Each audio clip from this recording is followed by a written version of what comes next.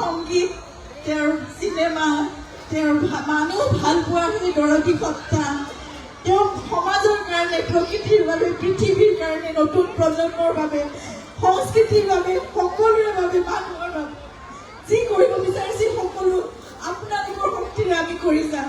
আমাৰ সামৰ্থ্যৰে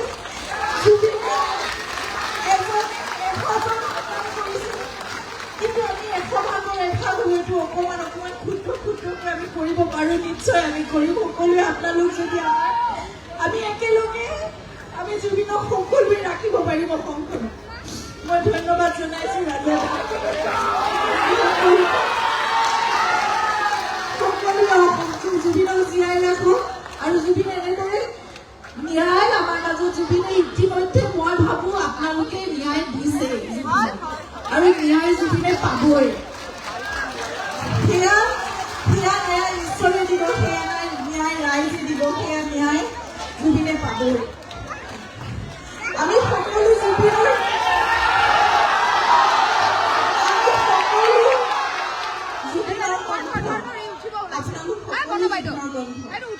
গতিকে জুবিন আমাৰ মাজত এতিয়া আছে। আজি ৰূপনী গাঁও, আজি নতুন প্ৰজন্মৰ বহুত গায়ক গায়িকা সকলো ওলাই আহি গাঁও, সকলো জুবিনেই গাব, সকলো কণ্ঠ জুবিনৰেই কণ্ঠ। জুবিন অমৰ হওক, আমাৰ জুবিন, অমৰ জুবিন। ধন্যবাদ। আমি ন্যায় লৈহে এৰিম,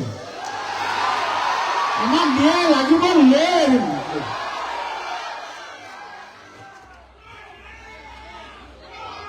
জয় জুবিন দা, জয় জুবিন দা, জয় জুবিন দা।